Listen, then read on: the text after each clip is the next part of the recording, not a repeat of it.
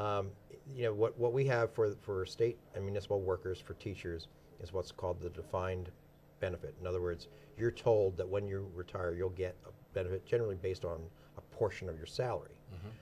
What most private sector firms have gone to is the defined contribution, where most commonly known as a 401k, where we're told, okay, every year you work, we'll put in 5%, 6%, 7% of your salary. Now, the interesting thing is you find out that between those two systems, if they're run by the book, the savings are virtually non-existent, that they cost about the same to the employer. The problem is where employers got into trouble in the private sector 20 years ago and in the public sector today is when markets go down, because most of the money that's in there to pay the people in the future years is really coming from your investment income. And when markets go down, employers have to put more in, and if they don't do that, they get into real trouble. The other thing that has gotten the state into trouble and other employers in the past is that when markets are really, really good, you still should be putting money in because there are times when it will even out. Well, times were really good, as you said, in the 90s and going into the first part of the 21st century, where our retirement system was getting returns of 20% a year or better. Okay, that's not sustainable. That's not what it's always going to be.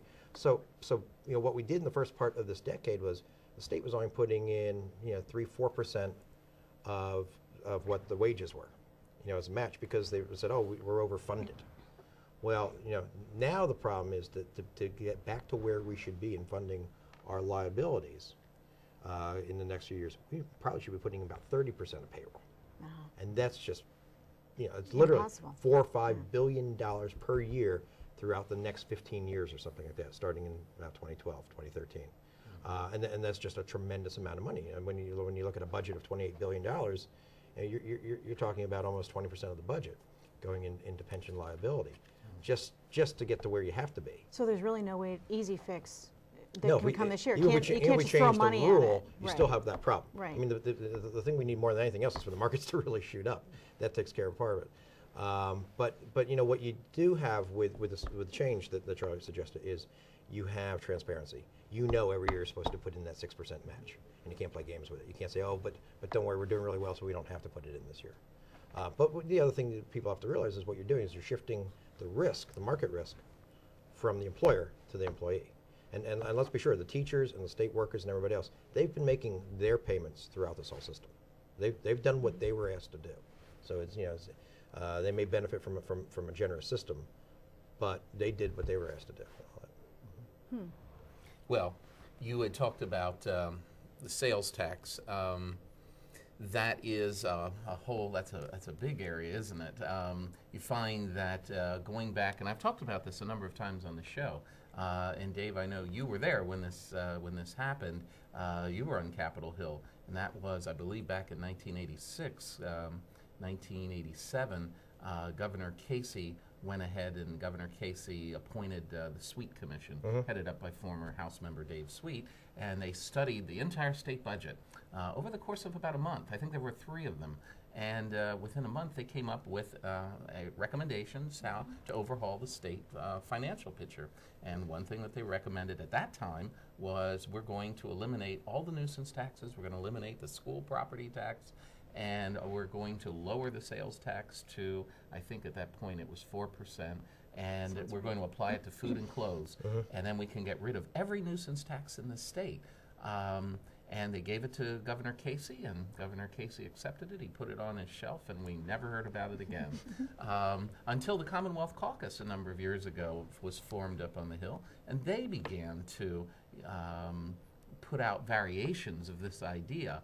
And surprise, surprise, Governor Rendell sort of picked this up now, hasn't he, Dave? Right. No, he has, and it's been kicked around by both liberals and conservatives. It's not particularly an ideological kind of debate. It's an equity. Some people argue the sales tax is regressive because those who have the least number of resources, and especially if we would apply it to food and clothing, they're going to be paying the tax. And the more you make, you don't pay anymore. Well, on the other hand, the more you make, usually the more you consume. So in that variation of the thinking, it is something like a value-added tax that we're taxing consumption. So those who save, put money back into the system, don't pay the tax. Those who consume do pay the tax. So there's a philosophical debate about it. In terms of pure revenue, we always say that the tax should be as simple as possible. So if it's just 4% on everything, at least it's predictable, and it's fair in that regard. But you do get into things like, okay, we already know healthcare is expensive. So when you go to the doctor, do we pay 4% on top of that yet? Or when we get our pharmaceuticals that cost anywhere from a few dollars to maybe a few $100s, do you pay 4% on that? And you can understand why people are saying, well, gee, that's already public money going into a lot of that, and we already have an insurance premium problem. Why would we exacerbate that problem? From the business community's point of view, we buy a lot of legal services, advertising services, accounting services, IT services. So if we end up paying a tax on that, that's a cost of doing business. That raises the cost of doing business, makes Pennsylvania a less attractive place to do business, because for a lot of us, those are inputs. We've never taxed the inputs to manufacturing, but for a lot of service industries, legal services, accounting services, IT services, those are the inputs to your product and service, and then you end up passing that on to your consumers. Okay, well, Maura has a question on the tip of her tongue, and let's let her ask that right after the break. We'll be right back with Dave Patti and the Pennsylvania Business Council right after this message. Behind the Headlines is brought to you as a public service by PAConstructionJobs.com, where you can look for job openings, post a resume, or learn more about a rewarding career in Pennsylvania's highway construction industry. And by the Pennsylvania Business Council, envisioning a commonwealth in which residents enjoy a very high quality of life in sustainable communities. The Council works aggressively to define key long-term policy strategies and solutions that make the Commonwealth more competitive, creating and sustaining a better Pennsylvania. Additional underwriting provided by the Worrell Corporation Foundation, based in Carlisle, Pennsylvania. By Weber Incorporated, a leading manufacturer of hardwood lumber and wood products. The Highway Equipment and Supply Company, Central and Northeast Pennsylvania's authorized distributor for premier construction equipment manufacturers. And the American Home Bank, a nationally chartered and FDIC insured yet locally owned and operated bank in central Pennsylvania. And by the Pennsylvania Manufacturers Association. Business in Pennsylvania is our business. Behind the Headlines is also supported as a public service by Daily Express, transporting construction, farm, and industrial equipment throughout the United States. Hi, welcome back to the second segment of Behind the Headlines. In this particular show, Maura and I have been talking to Dave Patti of the Pennsylvania Business Council about the state of Pennsylvania finances. And we stopped talking about the governor's proposals on sales tax, Maura. Yes, and I do have a question on the tip of my tongue. And I have a simple philosophy in life, and that it's all about me. So let's talk about what the sales tax has to do with me. I knew that. I suspected as really, much. Really, that is the question that Sure. everybody wants to know. Right. And there are both sides of the issue politically on, what does it mean for me? There are supporters, there are detractors from the issue. So tell us a little bit about what's the likelihood, how it's I going to think you're right. I mean, I think that's the way most people judge anything they hear about in taxes. Yep. Do I have to pay it? Exactly. If I don't, What's it mean to me? Yeah. And that is why the politics of the sales tax are much more difficult for policymakers. More people pay it.